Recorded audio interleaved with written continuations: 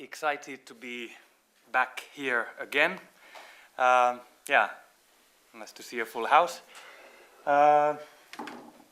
What I wanted to talk today is sort of a pretty broad kind of a mindset that I have in my work in trying to integrate meaning across the physical and the virtual world.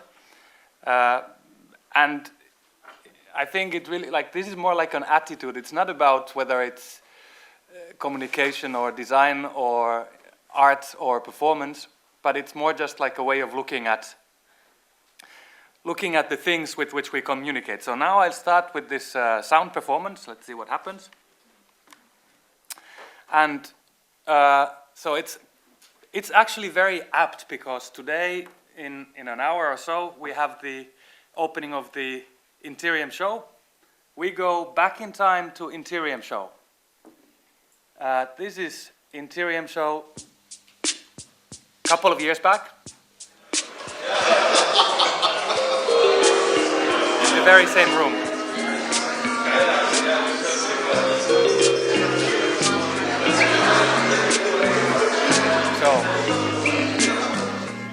So I wanted to show this kind of a blast from the past. So this is something that I did many years ago as a student and exhibited in the very same gallery where the show is going on right now.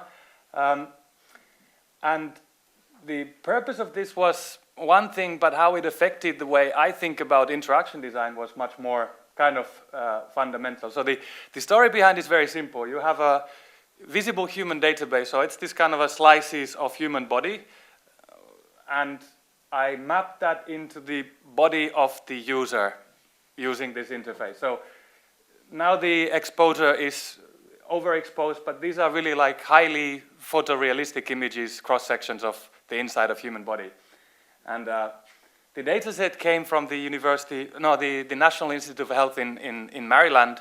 They did this gruesome process of having a death row victim, and after having been executed, they froze the body and sliced it into 1 millimeter sections and scanned them in high resolution. So you have really, really high-res image database of the inside of the human body. It's called Visible Human Database. There's many projects that have been using that. So I wanted to use the user's body as a way to make sense to these Parma ham-looking images. But what I didn't realize that many people were kind of compelled or fooled by the technology, and they kind of thought they're looking inside their own bodies. Which, if you look at this, is ridiculous because, I mean, come on, it's a steel ring and a piece of MDM podest, and a Mac hidden in the corner behind a piece of cardboard. But it was really so compelling that, I don't know, maybe 30% of the visitors really thought, they're like, what is this like a CT scan, or what is this thing? And that made me really realize how we experience the world through all our senses. So like, we talk about visual dominance, but I think proprioceptive and kinetic and haptic senses in many cases drive even over the visual. If you combine them in a way that you have this sort of a time sync cues, that if it makes sense. So this was like, and this really changed my way of thinking about using the space and the context as a meaning making in many things. So now we fast forward many years to the present. So a little bit of introduction. So since leaving RCA 15 years ago now, I've been in Dublin at the Media Lab Europe, and then now I've been for 10 years in Berlin, half and half at the University of Art professor there, and as Vice Creative Director at ART+COM Design Studio. So these are some pictures that ART+COM's been doing over the years to give you some sort of visual context of what sort of thing. So we're a studio, maybe around about 50 people, doing communication in space, in the broadest sense of the word. I wanted to. So this was the sort of a fast forward to almost to the present.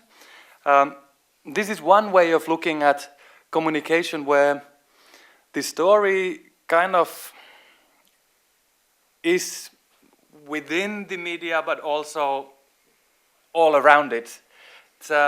We recently built, 2 years ago, we built this new house in a zoo in Amsterdam, and the zoo is called ART+. So if you've been to Amsterdam Zoo, that's the place. We built a new house that houses microbes, so small life that you normally cannot see, and we really struggled and did lots of kind of different approaches how we can communicate the invisible and invisibly small, but still as a zoo and not as a museum. And it was actually, it proved to be quite challenging. So I'll just give you some cues of how we went about it. So this is like this is as you enter the space. You go into the elevator and then you kind of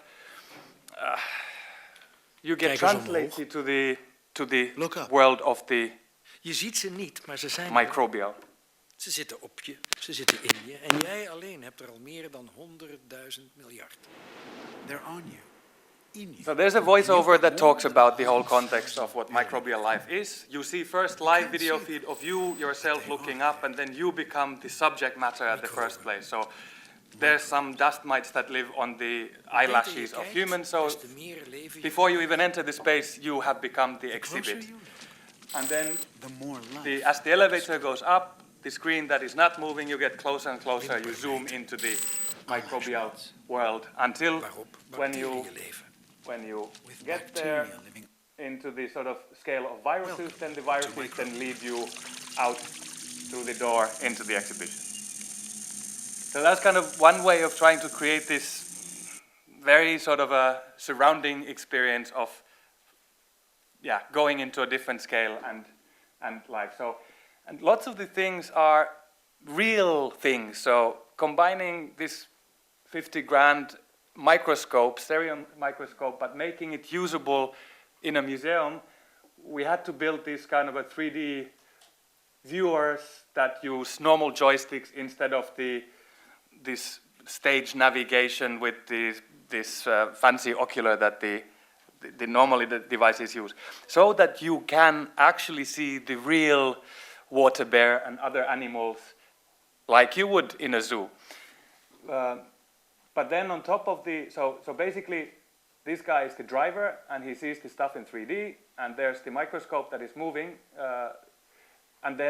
but then the rest of the group, because there can only be one person using the joystick, the rest will see the same stuff as what the person sees through the viewer on a bigger screen next to it. But this bigger screen has other stuff on it as well. So it's kind of this multiple use, that it's this sort of a operant over the shoulder view, but then you can also get all this morphological and tree of life positioning, all this kind of stuff. Different way of kind of bringing the minuscule, invisibly small to the world of in the scale of us. The other way of looking at us is this microbial mirror, if you will.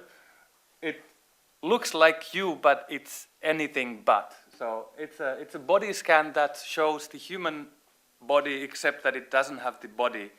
It only has all the microbes that lives on the human body or in the human body, whichever you want to see it. So the body is missing, it's only the microbes, and then you can explore as if it was yourself where different microbes and what kind of things they are, how they live. But it's still tracking your own movement. So again, like if you zoom into the thing, you can then turn your head and see your eyeballs being covered with different microbes, and then you can look at what those things are. Okay, and then the third thing that I mean, there's many different installations here. As you go through the whole exhibition, there's this dispenser that you can take your own petri dish and you can collect the microbes as if you were a scientist. And then this is actually a totally analog thing. So we built these old school stamp machines that you can stamp your card with.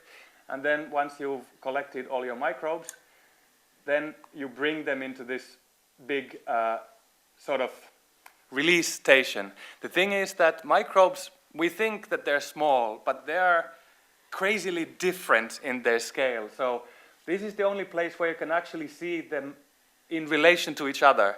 So the things that you've collected, then you can release them and you can see like 2 orders of magnitude scale differences, but still see them.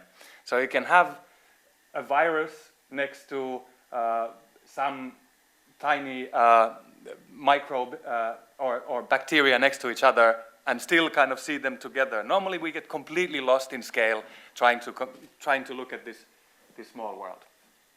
Okay, so this was just like one way of saying how can we try to use media to give context to the invisible, either the visitor themselves or trying to deal with the scale by, in this case, just having huge screens, or using microscopes with some tracking with the real things to bring them to the audience.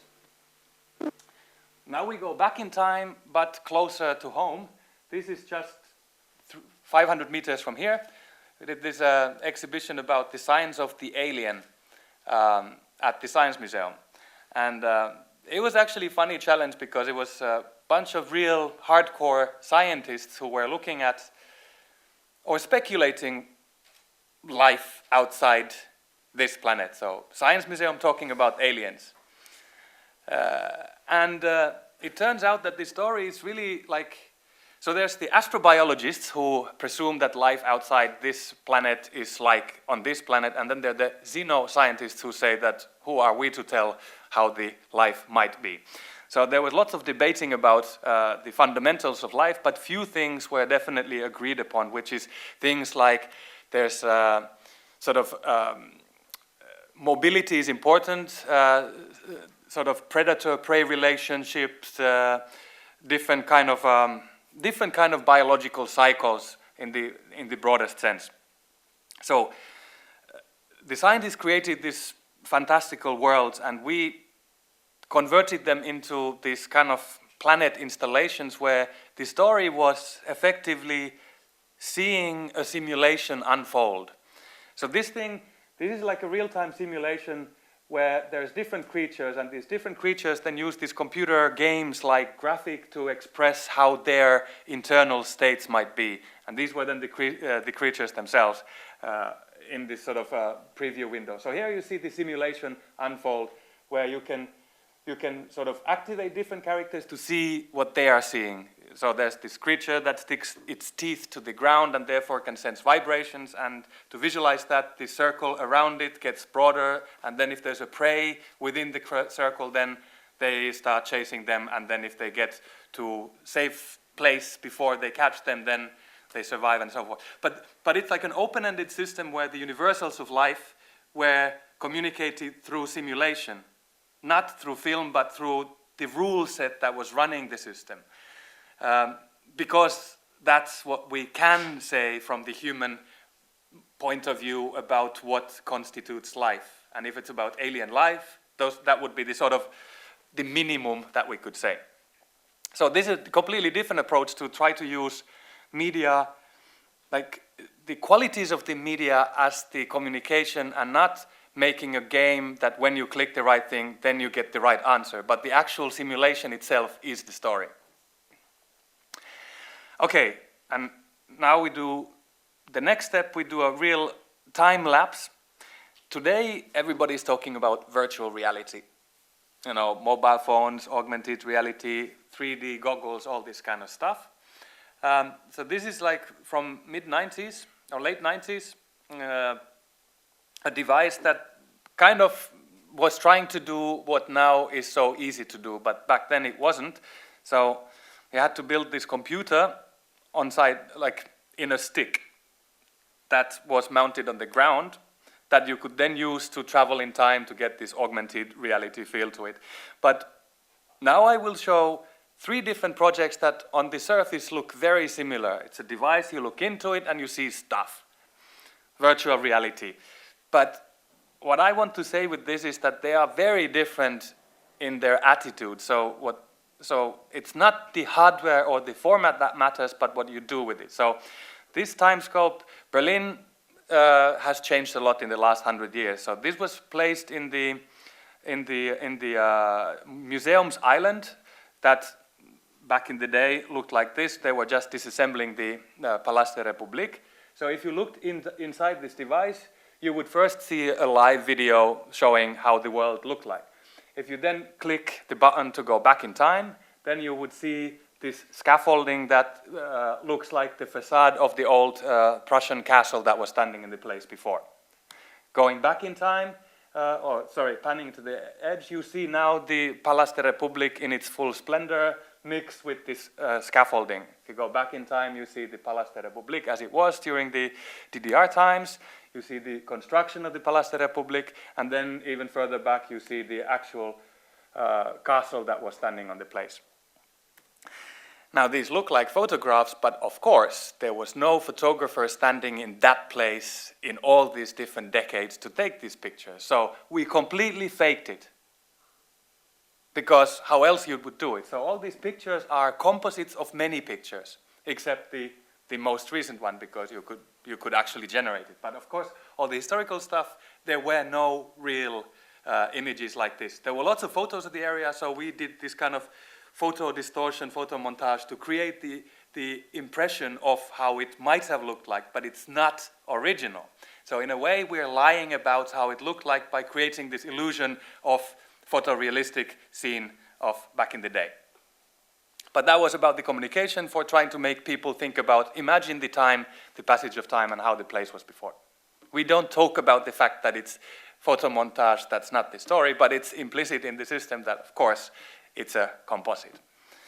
Now, the same thing, different place. This is also in Berlin, the Natural History Museum.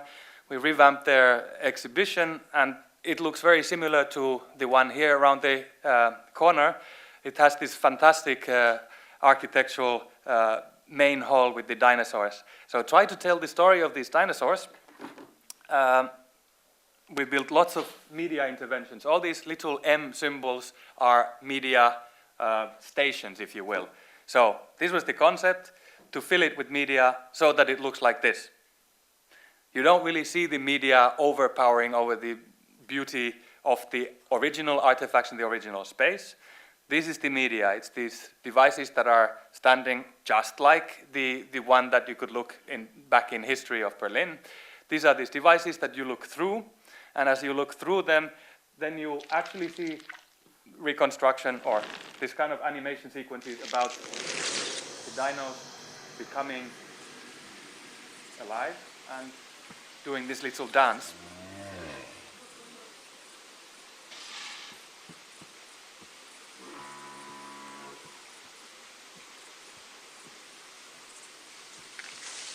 Now this animation begins to look a little bit dated. So this was done already 2006 or 7, I think.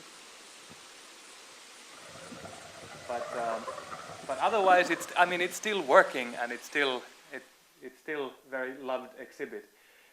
Few tricks here that we did is that, first of all, the animation begins and ends in the real place. So it's kind of a little vignette. Sometimes there's one dino that walks away and next one comes in its place. Sometimes the same that comes back to the same place. But it takes you back in time and then back to the present, to kind of try to express how people like it, people feel about it. I think these are the best sort of impressions of how they are perceived.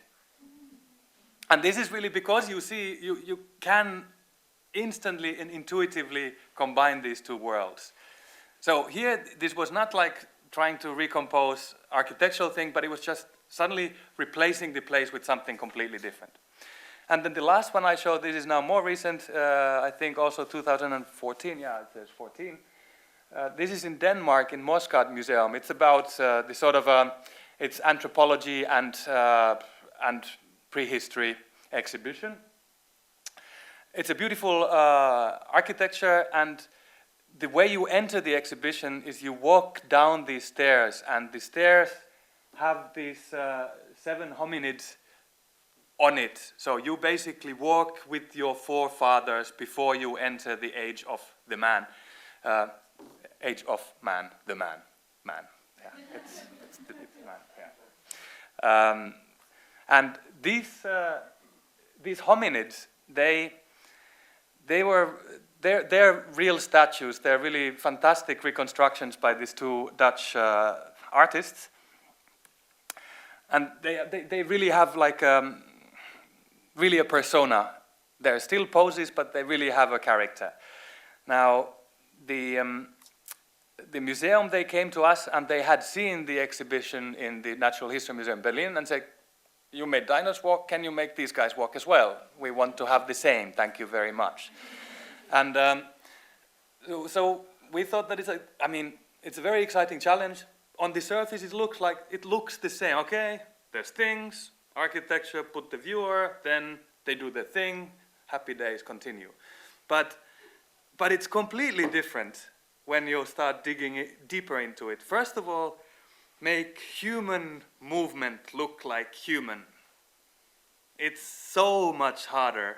You end up in the uncanny valley that looks super creepy. And if the counterpart, you already have these hyper-realistic sculptures, they already tell that part of the story. You don't need to repeat it, like with the dinosaurs.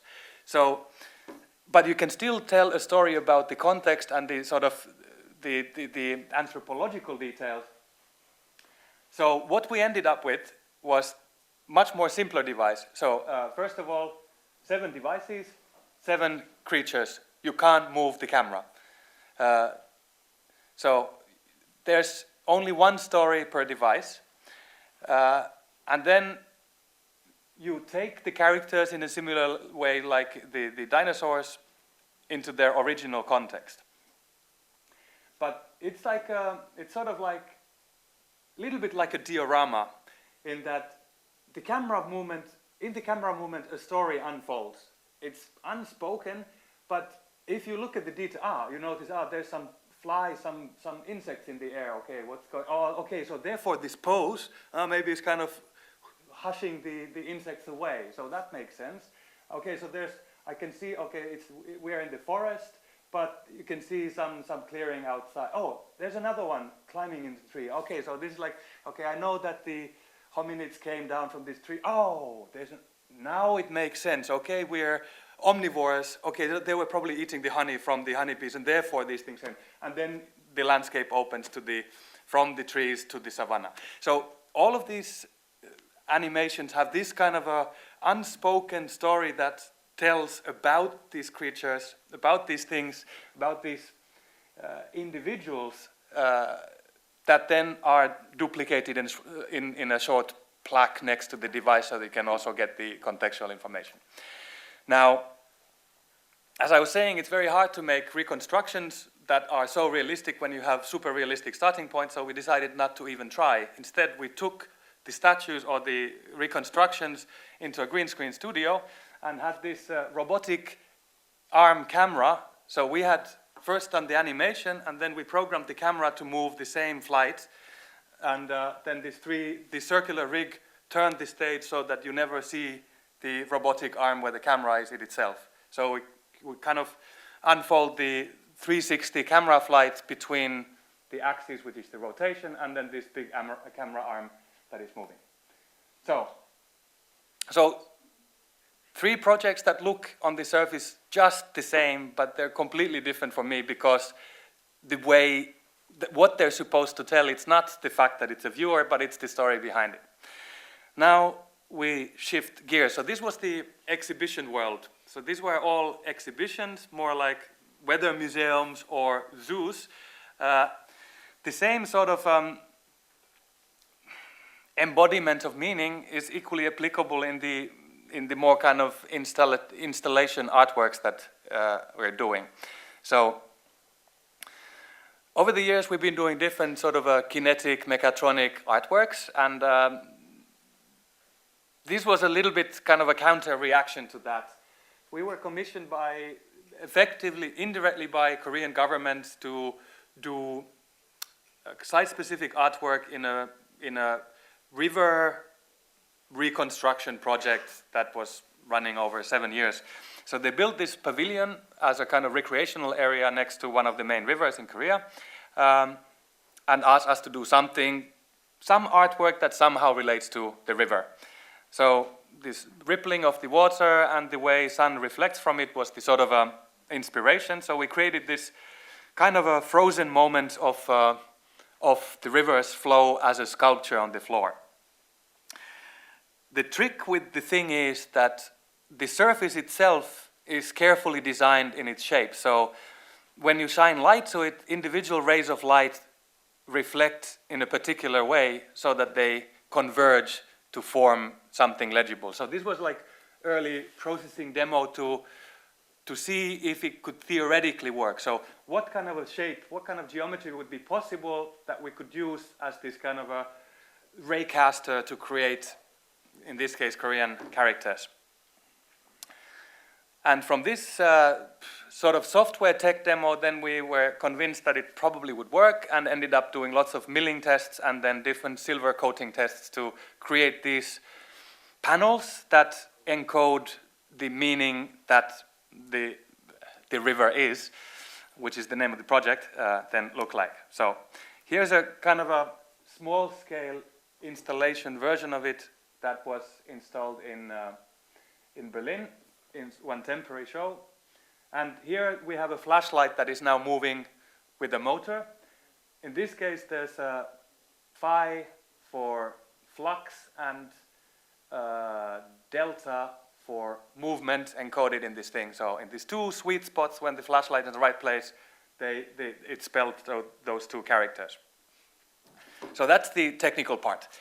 So this is now, so the artwork is about, so it relates to the river in its physical aesthetic, but also in the meaning. So you can go and discover different meanings for the river by shining a flashlight to it.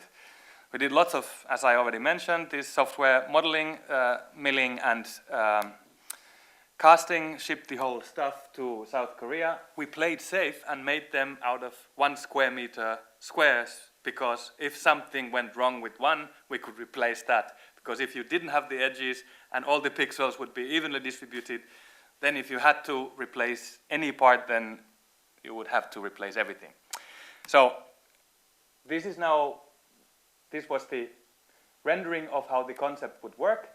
The user manual stands in this space. It's this seesaw flashlight that when it's moving up and down, it spells the word river is. Any Koreans in the room who can contradict? No, it is, that's what it says. And then you as a visitor, when you shine the lights from different vantage points, you can then complete the sentence. And this is now how it looked like in the end there. On the bottom right, you have this rack where the flashlights are. And then as you find the right location, then the words come together. And yeah, so this is how the surface looks like. Actually, so the overall geometry also has these ripples. And then every facet individually are then tuned so that when you shine the light from the right place, then the rays converge. This is footage at 4 a.m. When my flight back was at 7 a.m. So it looks a little bit rough. But you get the basic idea.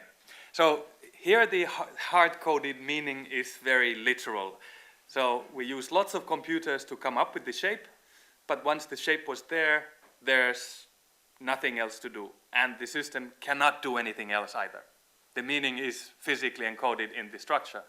So it's actually not so far from how holograms would work in principle. Okay, then the different kind of encoding meaning, and this I think I will more or less close with, is another artwork that this is actually part of a very long sequence of things that we've been doing using this kinetic movement to express different things. This was also a commission for Sonar, the music festival in Barcelona, together with the art collector foundation called Fundació Zorrilla. And it deals with it's a kinetic art and lights and sound installation. The basic building blocks are suspended discs that, since they hang from two motors, you can move them in sort of, what's that, XY plane freely in space. And so this then so this is the space that sonar gave us. This is huge room to create the installation. So we didn't have so many motors, and we had to fill a huge space. So we decided to use light as kind of expanding the space. So there's 3 spotlights that cast the circle on the floor. So if you turn the lights on one by one, we have a red light, green light, and blue light. And as you know, if you mix red and green, you get yellow. And hence the name RGB CMY for the work. Now, what happens then, because the circle on the floor is purely white, but if you put an object on its way, then you expose the additive shadows. And if the object itself is reflective, then you get the primaries on the other side. And the objects in between then ended up looking like this. So they're the circular discs that have a mirror in the middle, but a circle around it so that in a dark room they don't disappear. And this was then the sort of a final setup of the whole thing. Very much unlike the River Is installation that I just showed you. In the River Is, the meaning is encoded in material, and the way it animates or comes to life is through the user interaction. In this case, this is a composition. It's hard-coded in a sense that it's also hard-coded we've hard-coded the movement. So it's a choreography, it's a stage performance.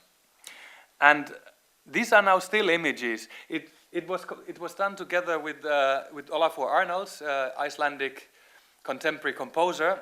So he would do the music, we would do the movement and the physical design. And there was this special event where we did a kind of a stage performance, but it was also running live without the musicians.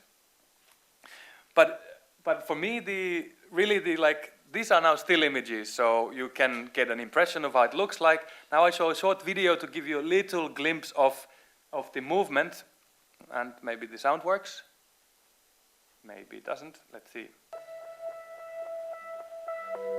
For me, this work is all about the kind of the fine aesthetic of the movement, the sort of a mix of the machine-like precision together with the sort of very, very soft and emotional human gesture.